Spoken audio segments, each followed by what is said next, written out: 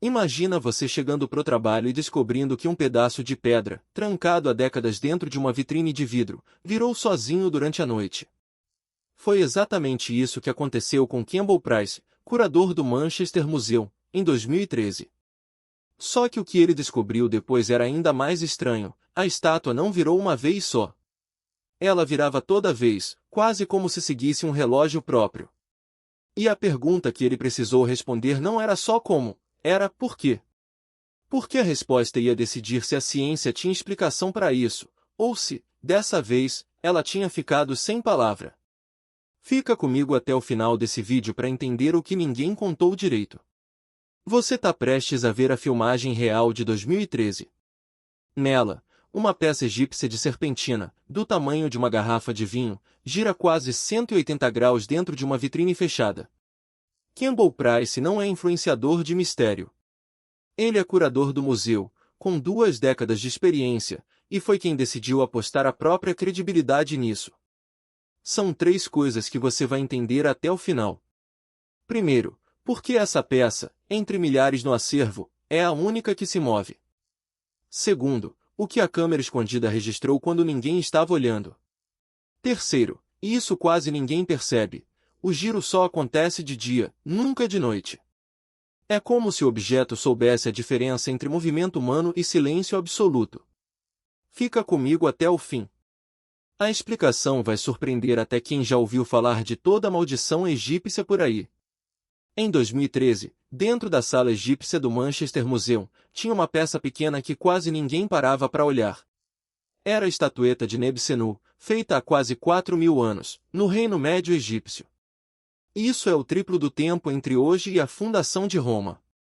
Campbell Price, egiptólogo com 20 anos de casa, passava por ela todo dia sem pensar 2 vezes.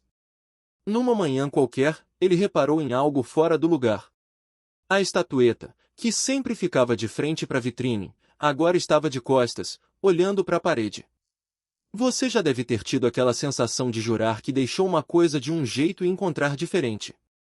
Multiplica isso por 20 anos de rotina quebrada numa manhã só. Price recolocou a peça de frente, sem dar muita importância. No fundo, porém, alguma coisa nele já sabia que aquilo não seria um caso isolado. Ele checou o trinco da vitrine. Fechado. Checou a dobradiça. Intacta. Nenhum sinal de vidro forçado, nenhuma marca de mão estranha, nada que explicasse aquilo. Você tentaria achar uma explicação óbvia primeiro, né? Foi exatamente o que Price fez. Zeladores, visitantes distraídos, uma limpeza mal feita, cada hipótese caía sozinha diante dos fatos. A vitrine estava selada como sempre esteve. E isso, para um cético como ele, era mais perturbador do que qualquer teoria de maldição. No dia seguinte, a estatueta virou de novo. E no outro dia, também. Não era erro de memória, nem coincidência isolada. Era um padrão se repetindo debaixo do nariz de um homem que passou a vida desconfiando de histórias fáceis.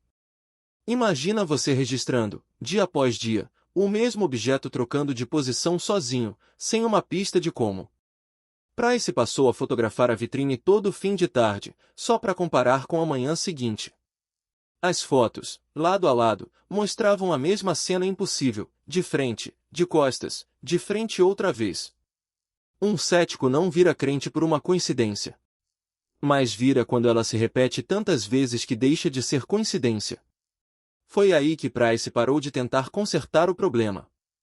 Decidiu descobrir o que realmente estava acontecendo. A equipe do museu tomou uma decisão simples. Já que ninguém via a estátua se mover, instalaram uma câmera no lugar de um humano. O equipamento de time-lapse registrava um quadro a cada poucos minutos, dia e noite, sem parar. A aposta era clara: pegar um vândalo escondido ou descobrir uma falha de segurança. Você acha que eles esperavam encontrar isso? Nem perto. Por dias, a câmera só mostrou o óbvio: luzes, visitantes, a rotina de sempre. Quando alguém assistiu tudo em sequência acelerada, o que apareceu na tela fez o queixo cair. Não tinha vândalo nenhum ali. No vídeo acelerado, durante o horário de visitação, com gente passando e o museu em movimento, a estatueta começava a girar. Lentamente, quase imperceptível quadro a quadro, ela virava de frente para a vitrine até quase completar meia volta inteira, 180 graus, como se você desse meia volta parado em pé sem dar nenhum passo. Ninguém tocava nela. Ninguém abria o vidro. E ainda assim, ali, gravado, estava o impossível virando o possível diante dos olhos de quem assistia. À noite, quando o museu fechava as portas e o silêncio tomava os corredores, a estatueta simplesmente parava. Nenhum giro, nenhum tremor, nenhum sinal de movimento, como se aquele pedaço de pedra soubesse a diferença entre um prédio cheio de gente e um prédio vazio. Você consegue imaginar isso, um objeto que dorme quando não tem plateia? Esse padrão deixou a equipe de Price mais confusa do que qualquer explicação sobrenatural conseguiria justificar. Maldição não segue horário de expediente. Física, sim. Foi exatamente aí, entre o silêncio da noite e o movimento do dia, que a explicação real começou a aparecer, mesmo parecendo impossível. Essa sensação de impossível virou manchete antes que qualquer físico abrisse a boca. Em poucos dias, o vídeo saiu do Museu de Manchester e caiu na tela do seu celular. A BBC mostrou. A CNN mostrou. Jornais menores copiaram o clipe, sempre com a mesma pergunta sussurrada: e se for uma maldição de verdade? Você já deve ter visto esse tipo de manchete, daquelas que prometem resposta e só entregam mistério. Ninguém perguntou sobre vibração, sobre atrito, sobre física. Perguntaram sobre vingança faraônica, sobre espíritos presos em pedra há milênios. O público comprou, compartilhou, comentou com aquele arrepio gostoso de quem quer acreditar mesmo sabendo que talvez não devesse. Em poucas semanas, Nebsenu virou sinônimo de assombração global. O enigma virou espetáculo. E o espetáculo, você sabe, vende mais rápido que a verdade. Em Manchester, gente começou a desviar da vitrine. Você entraria de perto numa sala onde um objeto de pedra se vira sozinho, sem ninguém tocar? Alguns visitantes fotografavam de longe, celular tremendo mais que a própria estátua. Um segurança contou ter visto pessoas benzendo antes de passar pelo corredor egípcio. O boato virava ritual, quem passava rápido demais, dizia, evitava a má sorte. E enquanto isso, dentro de uma sala sem holofotes, um curador olhava para tudo aquilo com uma pergunta bem mais desconfortável na cabeça. Campbell Price não precisava da fama fácil para sustentar a carreira. Ele podia deixar o mito crescer e lucrar com ingressos, entrevistas, documentários. Em vez disso, foi às câmeras de TV. Disse, sem rodeios, que não acreditava em maldições, fantasmas ou vingança de Faraó. Falou de vibração, de textura de pedra, de física básica, palavras bem menos sedutoras que amaldiçoada. Você percebe a escolha que ele fez? Trocou a audiência garantida por uma resposta que exigia mais trabalho e menos aplauso. Convidou físicos para examinar a peça e abrir o caso para investigação séria, sabendo que a explicação racional nunca viraliza igual ao sobrenatural. Foi um risco calculado, perder o clique fácil para ganhar a resposta certa. É essa resposta que a gente precisa entender agora, porque ela é mais estranha, e mais real, do que qualquer lenda sobre faraós. Serpentina. Esse é o nome da pedra que forma essa estatueta, e ele explica muito mais do que parece. Sob o microscópio, a superfície dela não é lisa como parece ao olho nu, é cheia de sulcos, ranhuras, imperfeições minúsculas, quase como a sola de um tênis velho. Agora imagina essa superfície irregular apoiada sobre uma base de vidro, perfeitamente polida, perfeitamente lisa. Você já sentiu um copo andar sozinho na mesa quando alguém bate o dedo repetidas vezes perto dele? É praticamente o mesmo princípio, só que em escala muito menor e muito mais lenta. A pedra áspera sobre o vidro liso cria um desequilíbrio de atrito, um lado agarra, o outro desliza. Esse desequilíbrio, sozinho, não faz nada. Mas junte ele com uma fonte constante de vibração e o jogo muda completamente. O tráfego pesado da rua ao lado do museu passa o dia inteiro sacudindo o prédio em frequências que você nem percebe no seu corpo.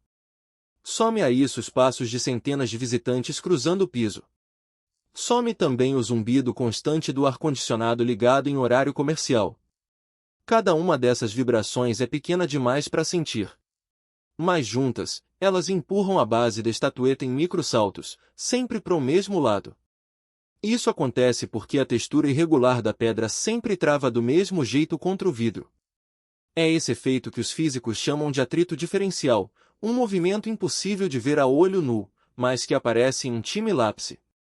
Multiplique esse microsalto por milhares de vezes num dia inteiro de museu aberto. Você tem uma rotação de quase 180 graus sem que ninguém tenha tocado a peça. E não ficou só na teoria. Pesquisadores recriaram o cenário em laboratório, réplicas do mesmo material, sobre placas de vidro, expostas a vibrações controladas. O resultado? A mesma rotação lenta, o mesmo giro silencioso, repetido vez após vez, sem margem para coincidência. Não era um acidente único, nem um sinal do além, era física reproduzível, testável, chata de tão explicável. Você pode não gostar da resposta, mas ela resiste a qualquer teste que você jogar contra ela. O mistério, enfim, tinha nome, mecanismo e comprovação. Essa peça de pedra não foi esculpida para ficar de costas para ninguém. Há milênios, um homem chamado Nebsenu pediu que ela fosse enterrada com ele.